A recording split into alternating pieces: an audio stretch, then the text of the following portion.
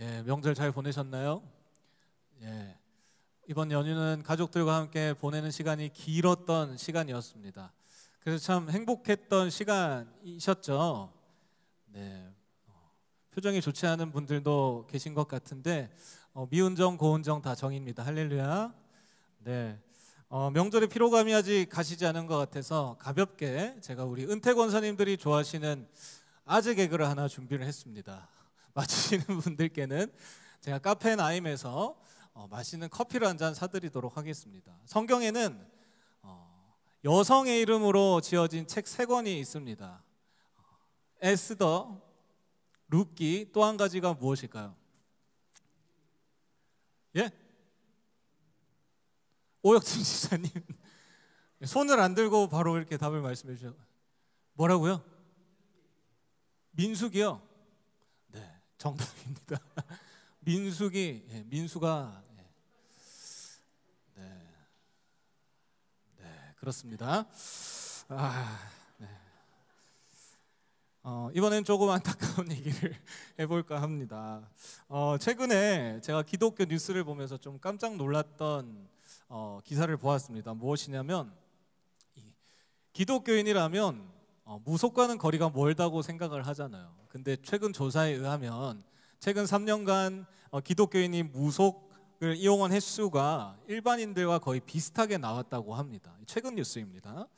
3년 평균 2.7회, 전 국민과 거의 같은 수치라고 합니다. 특히 20대는 4.3회로 오히려 일반인보다 더 무속인을 많이 찾는다고 합니다. 그리고 또 기독교인들 중에서는 구술해도 된다가 17%, 부적을 달아도 된다가 24%, 고사 지내는 것 상황에 따라 괜찮다 하는 분들이 3명 중에 1명이라고 합니다. 또 점을 보는 것이 절반은 괜찮다고 이야기를 한다고 합니다. 왜 이렇게 되었을까? 왜 이렇게 되었을까? 보통 교회 다니는 분들은 점 본다 하면 굉장히 부정적인 인식이 강했던 것 같습니다. 제 어린 시절을 생각해도 점을 본다, 그거는 정말 그리스도인으로 해서는 안 될 정말 철저히 경계해야 되는 그런 영역이었는데 이상하게 가까워졌다는 것이죠. 왜 그럴까 생각을 해봤는데 요즘 이 TV나 유튜브를 보면 연예인들이 그렇게 점을 보는 게 자주 나옵니다. 너무 자주 봐요. 그게 좀 흥미를 유발해서 그런지 PD들이 그런 프로를 자주 만들더라고요. 연예인들이 자주 점을 보니까 이제는 경계심이 아니라 호기심으로 바뀐 것 같습니다.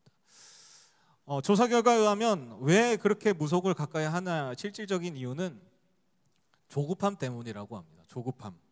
불안한 미래를 빨리 알고 싶고 즉각적으로 위로를 받고 싶은 마음에 즉각적인 피드백을 받기를 원해서 무속을 찾는다고 합니다. 하나님의 때를 구하고 그 시간들을 기다리는 것이 아니라 그런 사람들을 찾아간다는 것이죠. 하지만 기독교 신앙은 정반대인 것을 우리는 잘 알고 있지 않습니까? 하나님의 뜻과 때를 기다리며 내 뜻을 꺾는 신앙입니다. 때로는 오래 기다려야 하기도 하고 때로는 내 생각과는 너무나도 달라서 너무 불편하기도 합니다. 그렇게 신앙의 길은 쉽지가 않습니다. 그것이 이 무속신앙과 상반되는 특징이죠. 그럼에도 불구하고 우리가 이 길을 지켜내는 이유는 무엇입니까? 천국 소망 때문이지 않습니까? 십자가의 길, 고난의 길 같고 때로는 힘든 이 길이 힘들어도 결국 우리의 도착점은 천국이라는 사실을 믿기 때문에 우리가 묵묵히 이 길을 가는 것이죠. 그런데 오늘 본문에서 예수님은 이렇게 말씀을 하신다는 것이죠. 21절에서 나더러 주여 주여 하는 자마다 다 천국에 들어갈 것이 아니오 다만 하늘에 계신 내 아버지의 뜻대로 행하는 자라야 들어가리라고 예수님이 말씀하신다는 거예요. 여기서 우리가 천국에 대해서 쉽게 이해를 해버리는 것은 그래 하나님 뜻대로 순종하면 그렇게 살고 선한 일을 행하면서 살다 보면 천국 가겠지. 그런 것들이 누적이 잘 돼서 천국 가는 게 수월해질 거야. 지금처럼 때로는 신앙생활이 힘들고 어렵더라도 꼭 참고 열심히 하다 보면 결국은 우리가 천국에 도달할 거야 라고 쉽게 이해를 할 것입니다. 그런데 예수님은 그 다음에 조금 두려운 말씀을 하신다는 거예요. 뭐라고 하시냐면 22절에 그렇게 열심히 해도 내가 너를 알지 못한다라고 할 수 있다는 거예요. 도대체 이게 무슨 말씀인가요? 무슨 말씀인가요? 그렇게 열심히 신앙생활을 했는데 왜 모른다고 하신다는 그런 말씀을 하신다는 거죠. 먼저 오늘 본문의 말씀을 이해하기 위해서는 본문 앞에 있는 예수님의 말씀을 먼저 이해를 해야 됩니다. 15절에서 20절까지 예수님은 열매에 대한 말씀을 하세요. 열매를 통해서 거짓 선지자인지 참 선지자인지를 알 수 있다는 거예요. 거짓 선지자가 아무리 위선을 떨어도 열매는 거짓으로 나타날 것이고 참 선지자는 그 열매가 참으로 나타날 것이라는 말씀을 하시는 거예요. 포인트는 위선이죠. 위선에 대해 말씀하십니다. 그리고 나서 오늘 본문을 이어서 쭉 보시면 아무리 주의 이름으로 귀신을 쫓고 권능을 행해도 위선으로 행하면 예수님은 우리를 모른다고 하시고 심지어는 불법을 행하는 자들아 떠나라고까지 말씀하시는구나로 쉽게 이해를 할 수 있습니다.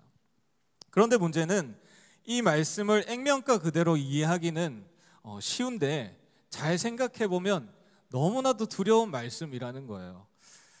무엇입니까? 위선 가운데에서도 이 능력이 나타난다는 거예요. 위선 가운데 능력이 나타나는 게 무슨 문제입니까? 그 능력 때문에 그 위선이 진짜 나로 착각하게 만들기 때문입니다. 본문 속 인물들은 주의 이름으로 귀신을 쫓아내고 놀라운 일들을 행합니다. 말 그대로 좋은 열매를 맺었고 가시적인 눈에 보이는 결과물들로 만들어냈습니다. 겉으로 보기에 그들은 참된 종, 믿음이 좋은 사람처럼 보입니다. 오늘날도 마찬가지죠. 제가 만약 이렇게 기도 한 방에 귀신을 쫓아내버리고 평생 동안 일어서지 못했던 성도님을 기도 한 번 했더니 일으켜 세워버리면 성도님들은 저를 거짓 선지자로 보시겠습니까? 참 선지자로 보시겠습니까? 저 목사님은 하나님이 아주 기뻐하시는 목사님인 것 같아. 능력을 주셔서 저렇게 귀한 일들을 맡기셨구나. 훌륭한 참 선지자야 라고 쉽게 판단을 하지 않겠습니까? 본인 스스로도 하나님이 나를 이렇게 이뻐해서 능력 주셔서 이런 일을 하셨구나. 나는 좋은 사람이야 라고 쉽게 판단해 버릴 수 있는 것이죠. 그 능력이 좋은 결과가 곧 하나님의 인정을 의미한다고 착각해 버리는 겁니다. 내가 괜찮은 사람이 아니지만 괜찮다고 판단하고 그래서 거기서부터 신앙이 마치 멈춘 시계처럼 되어버리는 겁니다. 무서운 얘기죠. 차라리 위선을 행했다면 능력이 안 나타나면 분별이 훨씬 더 쉬울 텐데 위선으로 능력을 주의 이름으로 무언가 일들을 했는데도 귀신도 쫓아낼 수 있고 권능이 나타날 수도 있다라는 겁니다. 그런 자들을 향해서 예수님은 그들을 알지 못한다고 하시며 천국 가는 기준에 합당하지 않다고 말씀을 하신다는 거예요. 그렇기 때문에 우리는 우리의 능력 있음에 어떤 좋은 결과물 앞에서 잘 분별을 해야 된다는 겁니다. 예전에 아합 왕 때 이 하나님을 잘 믿던 왕 여호사밧과 동맹을 맺게 됩니다. 동맹을 맺고 이 전쟁을 할 준비를 하게 됩니다. 여호사밧 왕은 그래도 신실한 왕이었어요. 그래서 선지자들 불러 모아서 질문을 합니다. 하나님의 뜻을 구합니다. 내가 전쟁 나가면 이길 수 있을까 아니면 질까 그걸 하나님께 물어봐라. 선지자들이 물었더니 하나같이 다 하나님께서 승리를 주실 겁니다 라고 이야기를 합니다. 그래도 이 여호사밧은 영적인 민감성이 떨어지지 않았습니다. 그래도 혹시나 싶어서 또 다른 선지자가 없느냐 그래서 이 미가야 선지자를 불러오게 됩니다. 미가야 선지자는 당시에 되게 부정적인 말들을 많이 했던 사람이에요. 반대도 많이 하는 그런 사람이었습니다. 그래서 너도 한번 기도해봐라, 이야기를 해봐라 했는데 처음에는 이길 것 같다고 이야기를 해서 의심스러워서 다시 한 번 더 분명하게 이야기를 해달라고 부탁을 합니다. 그랬더니 미가야가 뭐라고 하냐면 당신은 패배할 것입니다. 하나님께서 당신에게 패배를 주셨습니다. 제게 응답해 주셨습니다 라고 이야기를 한다는 거예요.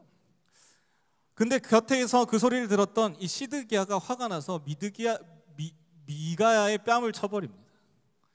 왜 뺨을 쳤을까요? 당신만 선지자야, 나도 선지자야, 나도 기도했고 나도 열심으로 하나님께 뜻을 구했고 하나님이 분명하게 나한테 승리할 것이라고 알려줬는데 네가 뭔데? 다들 이렇게 이야기를 하는데 우리나라의 운명을 흔드는 그런 신중하지 못한 말들을 하느냐, 늘 반대하는 자여 하면서 막 뺨을 치고 비판을 하는 그런 상황이 이렇게 벌어지게 됩니다. 근데 결과는 어떻게 됩니까? 시드기야는 하나님의 영이 아니라 거짓 영을 받았습니다. 그래서 그 말년이 좋지 않은 말년으로 끝이 났다는 것을 우리는 잘 알고 있습니다. 그렇습니다. 능력이 나타났지만, 좋은 열매가 맺어졌지만, 결과물도 얻었지만, 이처럼 기도의 응답은 받았지만 그것이 거짓일 수 있다는 사실이에요. 너무 두려운 이야기 아닙니까? 내가 열심히 기도했는데 그것이 거짓 영이라면 얼마나 두려운 일입니까? 우리 성도님들은 그것을 분별할 수 있는 영적인 민감성을 가지고 계십니까? 이제 우리는 어떻게 해야 되나요? 분별해야겠죠. 분별해야 됩니다. 그래서 그것을 잘 분별하기 위해서는 오늘 예수님께서 본문 가운데 말씀하신 그 의도를 명확하게 파악을 해야 된다라는 것이죠. 앞서 위선을 행하지 말고 어떤 척하지 말라는 것은 이해가 됐습니다. 그럼 구체적으로 어떻게 하라는 말씀인 거죠? 첫 번째로는 우리가 이 말씀을 대할 때 우리의 오해를 먼저 버려야 됩니다. 무슨 오해냐면 오늘 예수님은 천국에 들어가는 자격이 중요한 것이 아님을 말씀하십니다. 우리는 보통 능력, 선을 행하고 좋은 결과를 통해서 천국에 들어갈 자격들을 생각합니다. 이렇게 자꾸 하다 보면 천국 갈 수 있을 거야, 더 가까워질 거야 라고 생각을 한다는 것이죠. 그런데 생각해 보면 아무리 주여 주여를 하고 잘하고 예배도 잘 드리지만 100% 하나님의 뜻대로 행하는 사람이 어디 있겠습니까? 아무도 없다는 거예요. 그렇게 자격 조건을 따지고 보면 천국 들어갈 사람 한 사람도 없다는 거예요. 천국은 자격을 논하는 자리가 아니라는 겁니다. 헨리 나우에는 우리는 하나님의 집으로 초대받은 존재이지 자격으로 들어가는 손님이 아니다라고 말하였습니다. 돌아온 탕자가 자격이 있어서 집에 돌아온 것입니까? 아닙니다. 자격이 없지만 조건 없는 환대와 은혜 속에서 돌아온 것이 핵심입니다. 천국은 조건, 자격을 갖춰야 가는 곳이 아니라는 거예요. 근데 우리는 그런 오해 속에서 계속 살아가기 때문에 그 오해를 먼저 벗어버려야 됩니다. 자꾸 무언가를 해내고 그렇게 하다 보면 천국 가는 마일리지가 쌓여서 천국 가는 게 아니라는 겁니다. 자격 조건을 따지는 것이 아니라는 겁니다. 두 번째로는 그 마음의 중심에 모든 일의 목표가 하나님이 있느냐 없느냐를 보라는 겁니다. 위선으로 행하는 사람이라면 하나님보다 이 자기 중심과 목표가 더 크게 자리 잡고 있을 것입니다. 하나님이 없고 내 자신이 있는 겁니다. 하나님의 일을 하지만, 선한 일을 하지만, 그래서 좋은 결과까지도 만들어냈지만 입술로는 하나님께 영광이라고 하지만 그 중심에 인정과 영광만이 자리 잡고 있을 것입니다. 하나님이 없다면. 그래서 하나님이 나를 쓰시는 이유에만 집중한다는 거죠. 내가 이래서 쓰이는구나. 근데 그것이 곧 예수님이 나를 모른다고 하는 유일한 이유, 위선이라는 겁니다. 마찬가지로 천국도 마찬가지입니다. 천국에 들어가는 것만이 목표시라면 그것이 그 중심에 자신이 들어가 있는 위선이라는 거죠. 죽음 이후에 자신의 안위를 위함이기 때문입니다. 그러나 천국이 목표가 아니라 하나님이 목표인 사람, 천국에 크게 신경 쓰지 않고 하나님만 크게 신경 쓰는 사람을 예수님은 보시겠다는 겁니다. 그 중심에 하나님이 있느냐 없느냐. 혹시 나를 위해 천국 들어가는 것이 목적이지 하나님은 온데간데 없이 신앙생활을 꾸역꾸역 하고 계시진 않습니까? 어떻게든 천국만 들어가면 돼, 그런 신앙생활을 하고 계시진 않습니까? 하나님 대신에 좋은 열매, 결과만 집착하고 있지 않습니까? 그러한 위선은 결국은 주님 앞에 드러나게 돼 있다는 것이죠. 그래서 우리 교회는 어떠한 곳이 되어야 되겠습니까? 결과보다는 과정이 중요한 공동체가 되어야 하는 겁니다. 왜냐하면 그 중심과 목표가 하나님이라면 결과가 어떠하든 간에 하나님과 동행함에 기쁨이 충만할 것이기 때문입니다. 결과가 좋지 않아도 하나님 붙잡고 치열하게 그 시간들을 서로 애쓰고 힘쓰다 보면 그 시간이 은혜가 되어서 그것 때문에 더욱 풍성한 공동체로 나아가는 그런 곳이 교회가 되어야 되는 것이죠. 그래서 교회를 하시다가 잘 못해도 뭐 자격을 운운하지 않기를 바랍니다. 여기는 회사가 아닙니다. 나도 자격 없는 존재임을 깨닫고 하나님이 저 사람을 저 자리에 왜 세우셨고 어떻게 만들어 나가시는지를 나와 상대를 통해서 하나님의 일하심에 집중하다 보면 평가가 아니라 불평이 아니라 원망이 아니라 그 대신에 하나님이 어떻게 일하시는지를 배우는 그 자리가 될 것입니다. 그럴 때 교회는 어떻게 되겠습니까? 사람이 세우는 교회가 아니라 하나님께서 세워져 가는 그러한 교회가 될 줄로 믿습니다. 세 번째로 천국은 하나님과 나와의 관계에 집중하는 것입니다. N.T. 라이트는 이렇게 이야기를 합니다. 하나님 나라에 들어가는 것은 죽은 뒤 천당 가는 일이 아니라 지금 이 땅에서 하나님의 통치를 받아들이는 일이다라고 이야기를 합니다. 그렇습니다.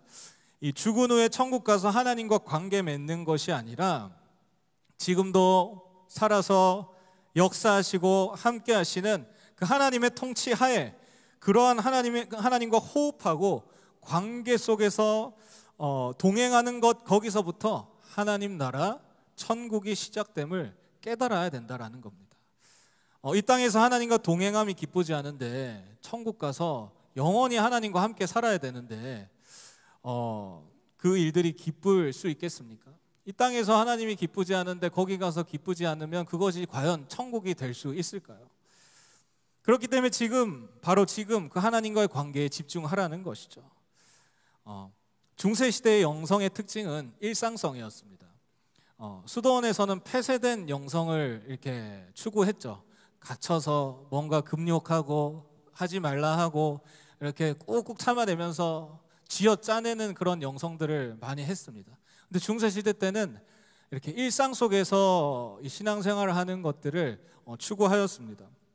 그래서 이제 삶의 예배를 또 강조하였는데 이 베네딕투스 수도원의 유명한 규칙이 있습니다.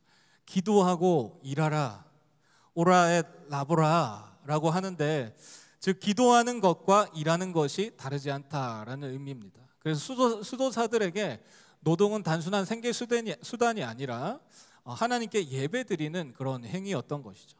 결국 하나님께 집중한다는 것은 무엇입니까? 모든 일상의 순간이 코람데오 하나님 앞에서 내 삶을 살아가는 것이라는 겁니다. 그래서 예수님은 천국이 어디 있습니까? 언제 옵니까? 라고 질문한 사람들에게 누가복음 17장 21절에서 뭐라고 이야기하십니까? 하나님의 나라는 여기 있다 저기 있다가 아니라 너의 마음속에 있느니라고 말씀을 하시는 거예요. 하나님의 나라는 너의 마음속에서부터 출발해야 된다라는 겁니다. 죽고 나서 천국 가서 시작되는 것이 아니라 이 땅 가운데 너의 일상 속에서 너의 마음속에서 하나님의 나라는 출발해야 돼라는 겁니다. 결국 오늘 예수님께서 하신 말씀은 천국의 자격을 묻는 말씀이 아닙니다. 천국은 자격으로 가는 곳이 아닙니다. 또 주여 주여 한다고 다 천국에 들어가는 것이 아니다라는 말씀은 우리를 배제하려는 경고의 말씀이 아니라 진짜로 천국의 본질을 깨닫게 하시려는 초대의 말씀입니다. 천국은 능력으로 얻는 상이 결코 아닙니다. 행위의 결과로 주어지는 합격증도 아닙니다. 천국은 하나님과의 관계 속에서 열리는 자리이며 그 관계는 지금 이 땅에서부터 시작됨을 우리는 반드시 기억을 해야 됩니다. 그래서 지금부터 우리가 집중해야 될 것이 무엇이겠습니까? 나 자신을 향한 초점, 나 자신만이 목적, 중심, 거기서부터 시선을 돌려서 예수 그리스도를 바라보고 우리의 모든 말과 행동, 선택 속에서 예수 그리스도와의 관계가 담겨 있는가를 끊임없이 돌아봐야 된다는 거예요. 이 일들을 할 때 예수 그리스도가 있는가, 예수 그리스도가 없이 그냥 나만 있는가, 일만 있는가, 어떤 사람과의 관계만 있는가 돌아봐야 한다는 것이죠. 그저 21절의 말씀처럼 하나님 뜻대로 행하는 언행일치의 수준이 아니라 내 행동 속에서 진실함이 있는가, 내 결정 안에 예수 그리스도의 가치가 진정 스며들어 있는가를 물으면서 나아가야 한다라는 것이죠. 세상의 기준으로 예수님을 이용하려고 할 때 그분은 단순히 수단이 되어져 버립니다. 사랑받는 예수님이 아니라 이용당하는 예수님이 되는 것이죠. 그리고 그런 신앙을 가진 자를 주님이 뭐라고 말씀하신다는 거죠? 내가 너를 알지 못한다. 내가 너를 알지 못한다.